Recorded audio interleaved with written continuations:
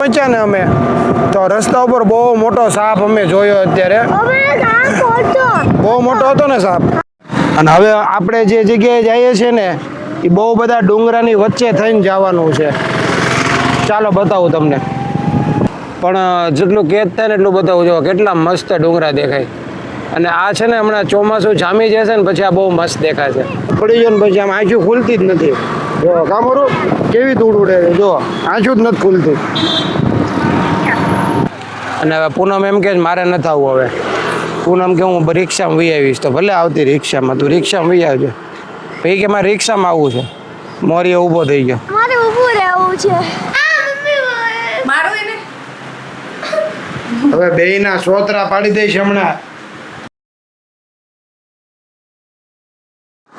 ઓચિંતા જ અમે ભાઈ ઘરેથી નીકળી ગયા ને ભાઈ નક્કી કર્યું કે આપણે ભાઈ ઓલા મેલડીમાં દર્શન કરવા જવા. કયા મેલડીમાં?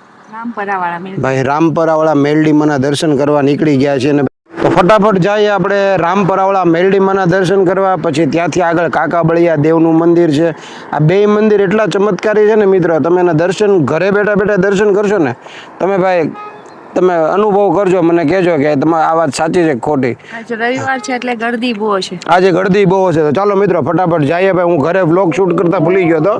અને આજે આપણે છે ને ભાઈ કાકાબળિયા દેવના, મેલડી માતાના અને પછી જો ટાઈમ રહે તો આપણે ખોડિયાર મંદિરે દર્શન કરતા આવશું. રવિવાર છે ને, બરોબર.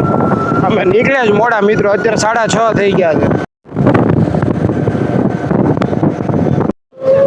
વરસાદ પડી જાય ને પછી જો આવી રીતે બધા ખાડા ભરાઈ જાય મિત્રો. અત્યારે આપણે કનીવાવ પહોંચી ગયા અને આ બધા વ્યૂ જ બતાવવાના છે. તમે વ્યૂ એન્જોય કરજો મિત્રો. જો ધૂળ કેટલી ઉડે છે તમે જુઓ. એટલે મેં ચશ્મા લીધા. વરસાદ પડી ગયો ને પછી આમ આંખું ખુલતી જ નથી. જો કામરું કેવી ધૂળ ઉડે છે, જો આંખું જ નથી ખુલતી. ચશ્મા ડિક્કીમાં પડ્યા છે ને હવે ડિક્કીમાં જ કાઢવાની આળા થાય. જો આંખું જ નથી ખુલતી, કેટલી ધૂળ ઉડે. જો આ બધી ધૂળે જ ઉડે છે એટલી.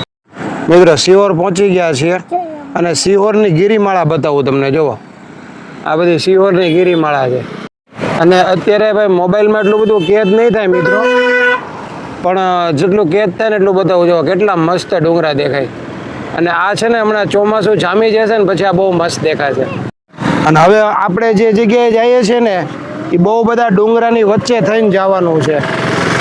ચાલો બતાવું તમને. જો આ બંને બાજુ આવા ડુંગરા છે. હજી આ છે ને લીલા છમ થવાને થોડીક જ વાર છે. વરસાદ સારો આવી જાય ને એટલે મસ્ત લીલા છમ થઈ જશે.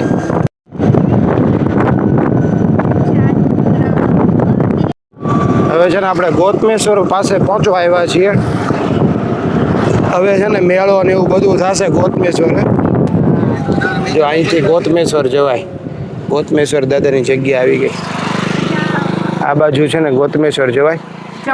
આપણે આ વખતે છે ને ગોતમેશ્વરે તમને બતાવવાનું છે. અને હવે પૂનમ એમ કે મારે નથી આવવું. હવે પૂનમ કે હું રિક્ષામાં વી આવીશ. તો ભલે આવતી રિક્ષામાં, તું રિક્ષામાં વી આવજો. પછી કે મારે રિક્ષામાં આવવું છે. મોરીએ ઊભો થઈ ગયો. મારે ઊભું રહેવું છે. મિત્રો ફેમિલીની સાથે આપણે ક્યાંક બહાર નીકળીએ ને તો મજા જ આવે. અને એમાંય તે આવા કાંઈ કુદરતી વાતાવરણમાં નીકળીએ આપણે કાંઈક, બસ આવી જ મજા કરવા આપણે રોજ નીકળીએ કાંઈક ને કાંઈક. તો જીવનમાં છે ને બસ આ જ સુખ મેન સાચું સુખ છે. બસ આનંદ કરવાનો જીવનની અંદર. સુખ દુઃખ તો આવ્યા જ કરે, બરાબર. શું કેવું તમારું કમેન્ટ કરી દો.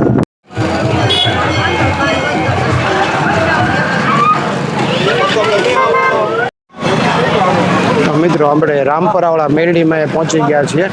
અને જો માતાજીને દર્શન કરી આવીને પ્રસાદી આપણે ઘરેથી લેતા આવ્યા છીએ, બરોબર ને મોરિયા? તો ચાલો આપણે અહીંયાથી જાય. ગળદી બહુ છે, દર્શન કરી લઈએ માતાજીને. ચાલો કન્ટિન્યુ રહેજો.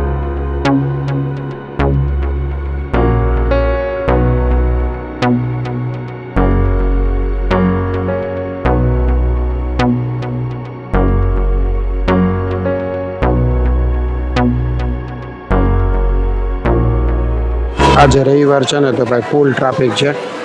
એટલે ભાઈ ટ્રાફિકમાં વિડીયો શૂટ કરવો આમ થોડોક અઘરો છે. પણ જોઈએ તમને માતાજીને દર્શન કરાવવું અંદર જઈને. કેસા રહા બેટા? દર્શન થઈ ગયા બેટા?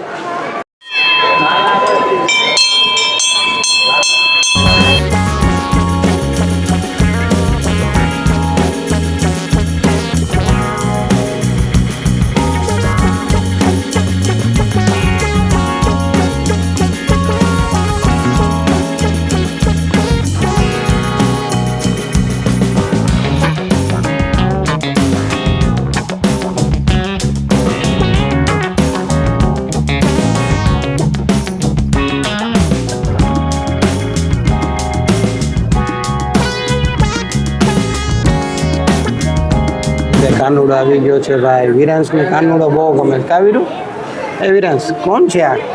એ વિરાંશ આ કોણ? હે કાનુડો? અરે વાહ મારો દીકરો. તે રમાડે છે. મજા આવી? હે વીરુ તને મજા આવી? એનું નામ શું છે? હા દીદીને પૂછતો નામ શું છે? આમ પૂછતો. મિત્રો આરતી થઈ રહી છે અત્યારે. 7:45 વાગી ગયા છે. આરતીના સમયમાં બહુ પબ્લિક આવ્યું છે અને રામપર આવો એટલે આટલું પબ્લિક તો હોય જ ભાઈ. આટલું દર્શનાર્થીઓ તો અહીંયા આવે ને આવે. આરતીનો સમય.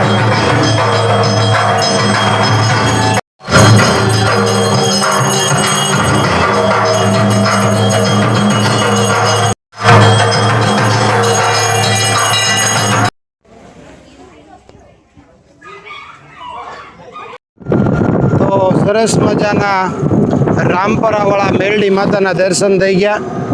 અને ભાઈ અહીંયા આરતીમાં આ વખતે બહુ લેટ થઈ ગયો ભાઈ. અહીંયા બહુ મોડું થઈ ગયું હતું. તો હવે અમે જઈએ છીએ કાકા બળિયા દેવના દર્શન કરવા કનાડ. તો એ મંદિર કનાડની અંદર છે અને અત્યારે અંધારું બહુ થઈ ગયું છે મિત્રો. એટલે હા અને અહીંયા ક્યાંય છે ને રોડ ઉપર જે લાઇટ હોય ને સ્ટ્રીટ લાઇટ એ ક્યાંય નથી ભાઈ. તો હું તમને અંધારામાં હવે કાંઈ બતાવી નહીં શકું પણ તોય તમને બતાવું જરી. જો બંને બાજુ જંગલ છે એટલે જંગલ એટલે વાડીઓ છે બધી. અને રસ્તાઓ વચ્ચે જો આવી રીતે ઠેઠ શિવોરથી અહીંયા સુધી રોડ કેટલા સારા છે મિત્રો. જો તમે લોકો આવતા હો તો બે ઝીઝક આવી શકો છો. તો કાકા બળિયા દેવના મંદિરે પહોંચી ગયા આપણે મિત્રો. મોરિયન આગળ આવી ગયો છે.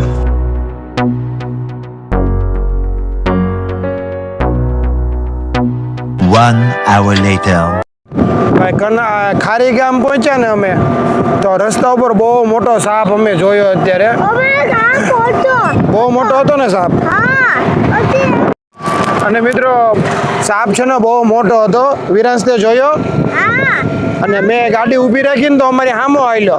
તો ભાઈ મારા પંખા પાસ એટલે હું છે ને વિડીયો બનાવવા માટે ગાડી ઊભી રાખી. પછી કાંઈ વિડીયો બનાવવાનો ટાઈમ ન રહ્યો. પછી તો હોય ગયો બાવળમાં. હા ભાગી જાય ભાઈ. હા અને કોબરા હતો. કોબરા ઓલો સાદો નહોતો, જળ સાપ નહોતો મિત્રો. બહુ મોટો સાપ હતો ભાઈ. અને અમને તો ભાઈ મા જગદંબાએ અને ભાઈ કાકા બળિયા દેવે દર્શન દઈ દીધા ભાઈ. હજી 5 મિનિટ પહેલા હું ક્લિપ લઉં છું કે સાપ આવ્યો. તમે જો વરસાદે આવવા માંડ્યો. આ વાતમાં કાંઈ સમજાણું તમને. વરસાદ આવવા માંડ્યો જો. એ વીરુ મજા આવે. હવે મારો ફોન અંદર મૂકી દેવો પડશે કેમ કે માઇક બધું ખુલી જાય. 2 hours later. મિત્રો ત્યાં અમે વરસાદમાં ભાઈ ઓચિંતા વરસાદે ભૂકા કાઢી નાખ્યા ભાઈ. અમે ત્યાં કે શું થયું? નાટક કરે હે શેના નાટક છે? જમવાના. તારા કે આના? આના મારા થોડી હોય. કોણ નાટક કરે છે? આમુ બોલે છે. મારું એને હવે બેયના સોતરા પાડી દઈશ હમણાં.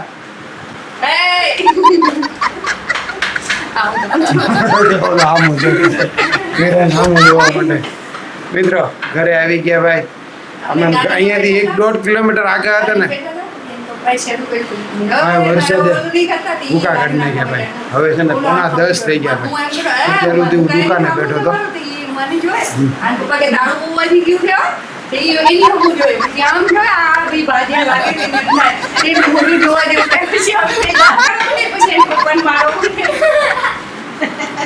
તો હવે આવી રીતે કંઈક દર્શન કરીને આવ્યા અમે. કાલથી પાછું છે ને છોકરાઓને સ્કૂલ શરૂ થઈ જશે.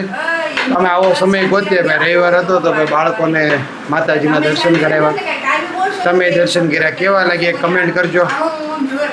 મળીએ આપણે નવા બ્લોગમાં. રજા આપો.